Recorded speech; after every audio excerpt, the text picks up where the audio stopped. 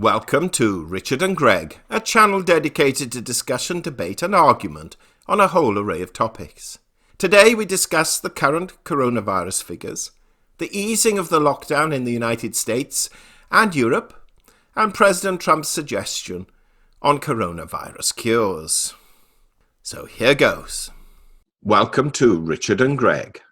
The date is Sunday, the 26th of April 2020.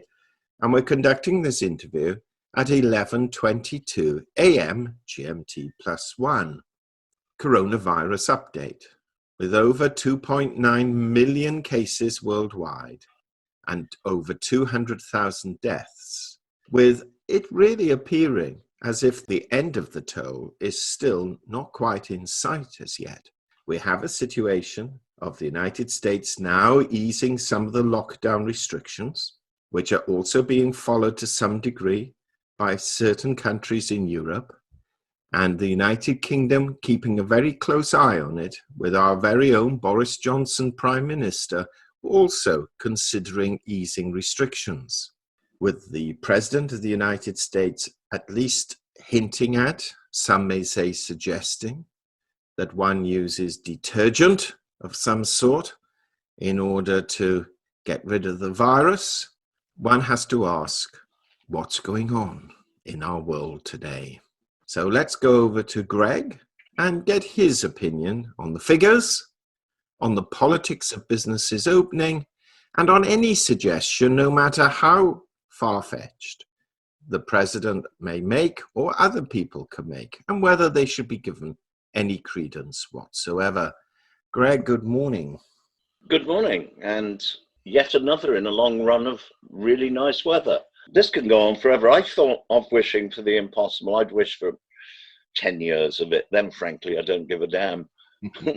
Well, we're up to almost 3 million declared cases around the world. We're over 200,000 deaths around the world declared. Yes, we know that these figures are wildly inaccurate and almost to the point of ludicrous, but we are comparing the ludicrous figures with the ludicrous figures that we've been consistently given.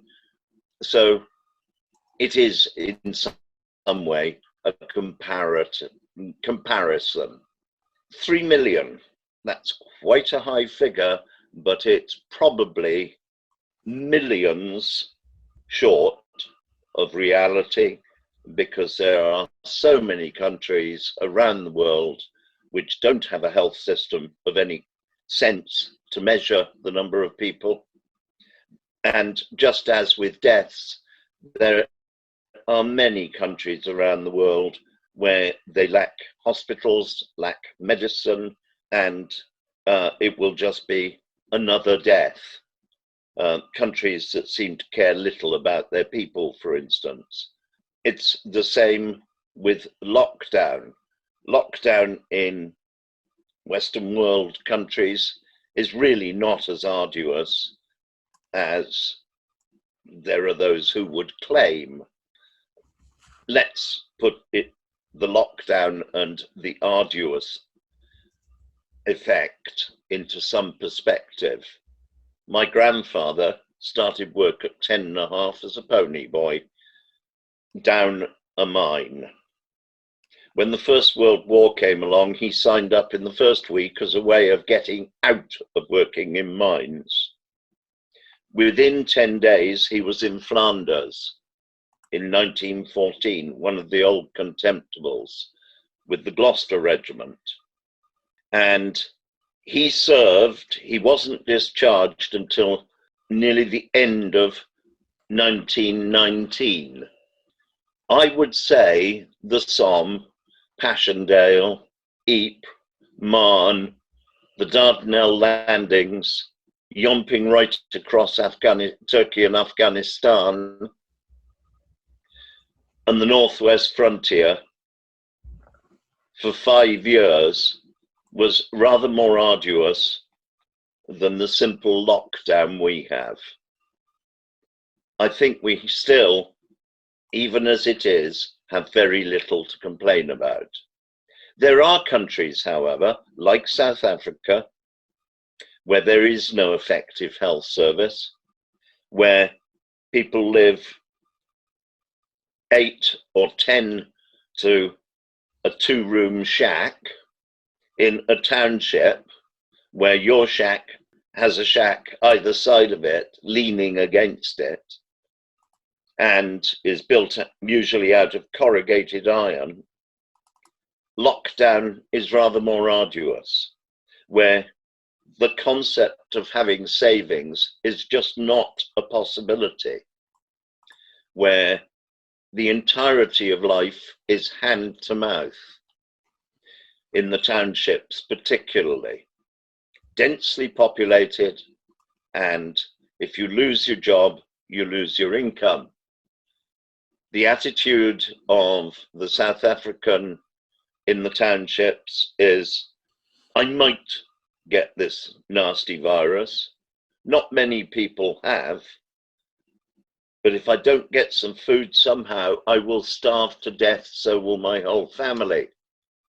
So one can understand, having lost their jobs, lost their income, having no savings and no means of earning or obtaining food, they are running out or have run out, and there is a considerable amount of looting going on.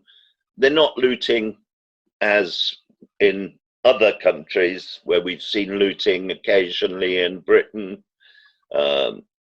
sometimes in France, not infrequently in areas of America, where the looting is usually for luxury goods. They are only interested in getting food to survive till the next day. That is hardship from lockdown. We, on the other hand, yeah, we're suffering a certain amount. We are still allowed to go shopping on an intelligent basis. Yes, queuing to shop, staying 2 meters apart so as to save lives, and having to go all the way around the supermarket where they have distanced the tills. There's no concept of popping in for a pint of milk anymore. You have to go through the whole rigmarole of the whole store with a limited number of people allowed in at any one time. It's inconvenient, but it's not hardship. So we can count our blessings. There's talk from some of the more irresponsible elements of, we must take this lockdown away. We must ease the lockdown. The very last thing we should do is ease the lockdown, swamp the health services with new cases, and permit a huge number of people to die because the health services couldn't cope, because we had created a peak. The one thing that we want to avoid is a peak. And I believe with Boris Johnson coming back tomorrow with his very personal experience of this disease, where it was, as the medical profession and he have admitted, touch and go for 48 hours whether he would survive. Fortunately, he did.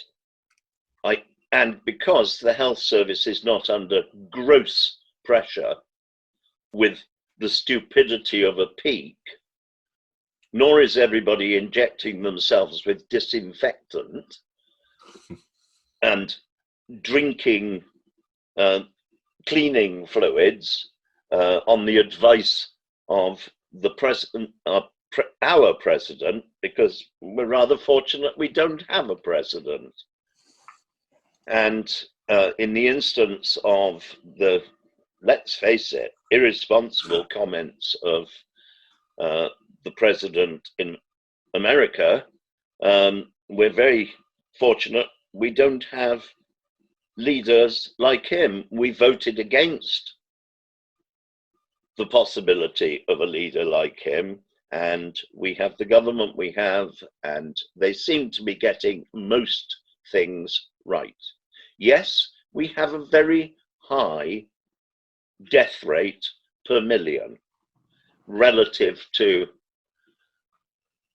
other countries, most other countries. But when you think of it, Belgium has 612 deaths per million of its population. Britain has 299, France 346, Italy 436, Spain 490, and the USA 164 people per million in terms of death.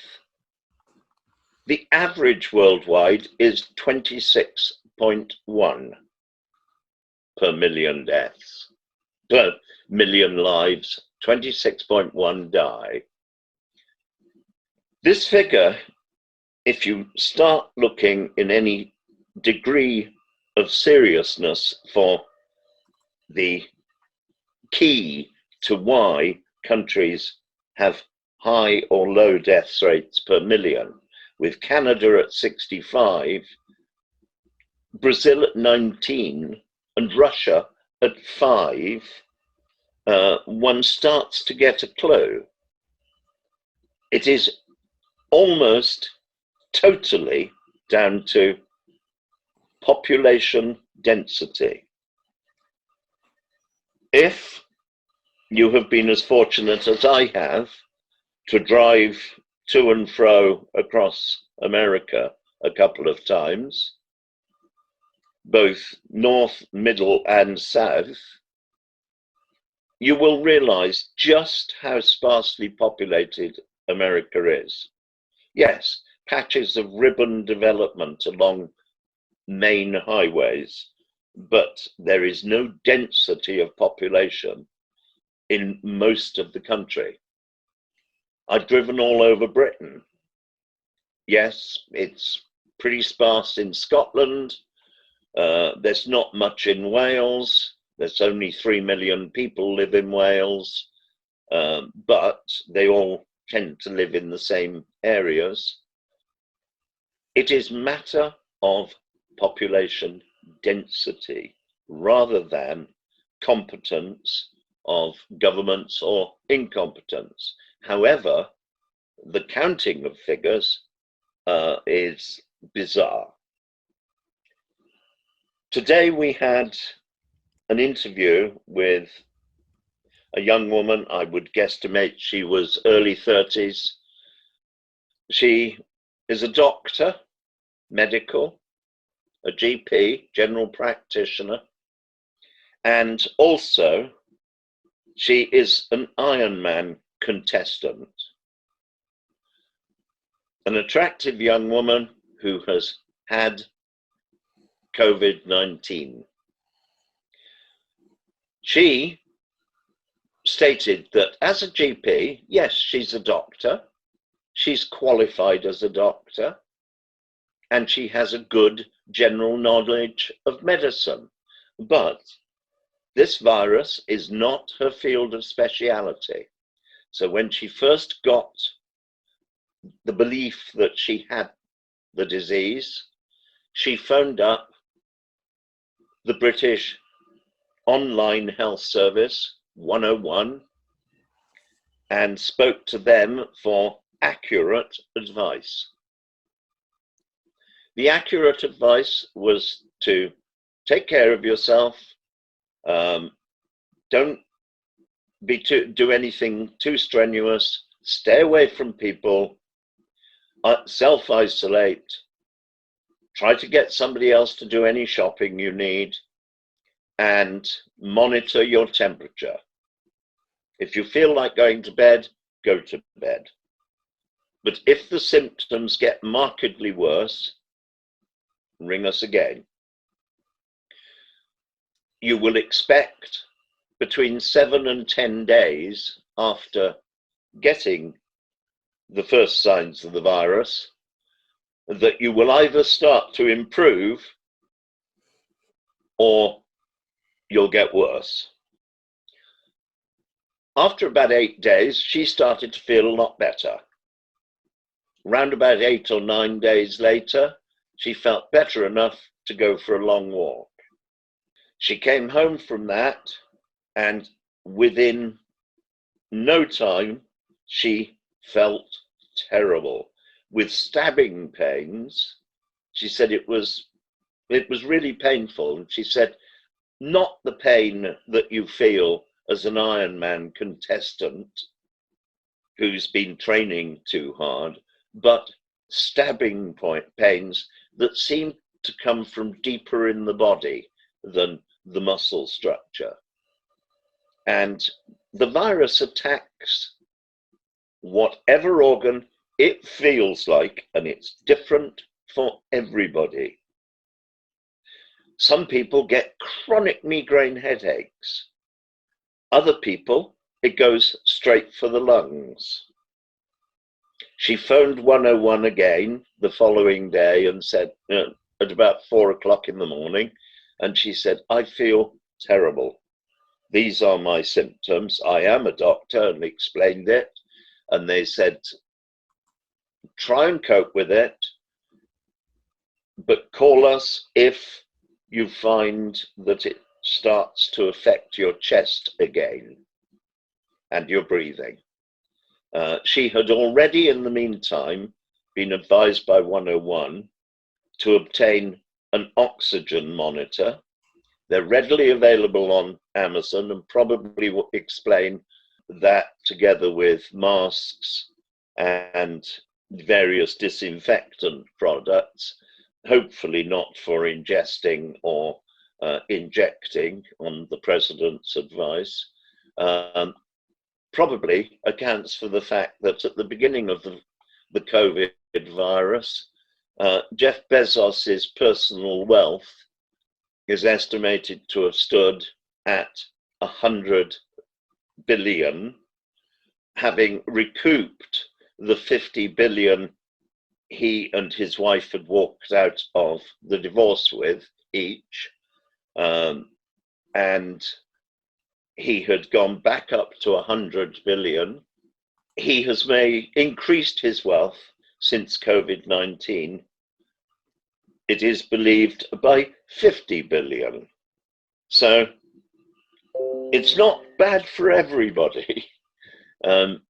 You can obtain the oxygen monitors, which merely clip on your finger and give you a readout. You'll get them within about 2 days from Amazon. They are not expensive, and they're worth having as a tool in your medicine cabinet, just in case. If you then find that your oxygen level is markedly dropping, take it seriously. Just as this young doctor did, and went to hospital because her oxygen level was dropping. She had the tightness across the chest, and often that is a warning after a prolonged period of other symptoms that you probably have 2 or 3 days in which to either not make it or recover. And you are more likely to recover from that stage with hands-on help in a qualified hospital. I hope you don't get it to that extent. I hope that you are one of the people who doesn't get it at all, but if you do, that you have the very mild symptoms and pull through after or within 10 days or so. All I can really say to that is good luck. Well, thank you, Greg. And just before you go, in fairness, it's very rare that I protect President Trump. He didn't actually recommend that people use detergent. He asked the doctors to look into the possibility of it. Now, I fully accept that just even the suggestion may influence some people to take that action. I fully accept that. And it was really, in my opinion, a silly thing to say publicly. But he didn't actually make that recommendation. But going back to... Richard? Yes. I watched the broadcast. Yes. In my mind, there was a serious attempt on his part to lead people to believe that there was a possibility that injecting or ingesting domestic cleaning products could clean the blood system. I would say that is a little beyond silly. I would say that is grossly irresponsible, because the president is there to lead his people, not to have wild speculations in the public domain. And realistically, anybody who thinks that you can put domestic cleaning products into your bloodstream to clean it seems to have a very, very low understanding of how human bodies work. Yeah. It was irresponsible, at the very least. I don't doubt that. But interestingly, and this is the thing I can never really understand, the doctors who were there, bearing in mind the comment you've just made, why did they not jump up and say, no, do not do that under any circumstances, that's a silly thing to do? I think the answer to that is quite simple. Many people in America are awed by this man who tells everybody at every opportunity he's the most powerful man in the world, and they have an element of due deference. And those doctors would not wish to be seen to be contradicting the public in public a man who is the most powerful man in the world, even if only in his own mirror. Okay, well, Greg, thank you very much. The one question I was going to ask, but I must ask you to make it a very short reply. You started off really by saying that it's really irresponsible to relax the lockdown procedures at the moment. At what stage? Because obviously there are huge, not only financial consequences, but health-related consequences of a lockdown. What has to happen, in your opinion, before governments can seriously consider relaxing those restrictions? I think realistically, exactly what our government stated very early on in the outbreak, when we start to look like we're getting somewhere near a herd immunity or adequate number, that we are not going to release the lockdown and immediately cause a peak that overwhelms our health service. Because if we overwhelm our health service, many people who could have been saved will die because they will not get the attention they need. With a steady flow that can be managed by our health service with spare capacity at all times in case there's a bit of a spike, we can save as many people as possible. It's why we built the Nightingale hospitals around the country with some 20,000 additional beds. There is the hope that we never need to use them, but there was the insurance policy that we had them if we did need to. At the moment, we're using very few of those beds. But if we relax the lockdown too much, too soon, we could need them all a couple of weeks afterwards and be in total panic in our health services. So, sorry, It is going to affect the problem of economies, but since every intelligent country around the world will have its economy affected much the same, we will all be trying to row the same boat to get our economies going again, possibly even more rationally than they were going. I think as a result of people learning that a huge amount can be done on the internet with podcasts like this, with the various forms of video conferencing, and something that I am astonished somebody hasn't done, and that is a complete schedule of education where you can select which lesson that you want to watch and conduct that lesson with your own children at home, presented by some of the most qualified teachers in the world who would produce the videos. How many history lessons does a child have in an economic year? Surely all of those should be on video. Well, to some extent, Greg, education. Well, to some extent, Udemy caters for that to a degree. But going back to your idea of this herd immunity, we both accept, I think, that herd immunity is seen at something in the region of 60, 70 or 80% of the population catching the virus. If your testing is only 2% of the population, how are you ever going to know whether you've got herd immunity or not? By minor relaxations and by spot testing.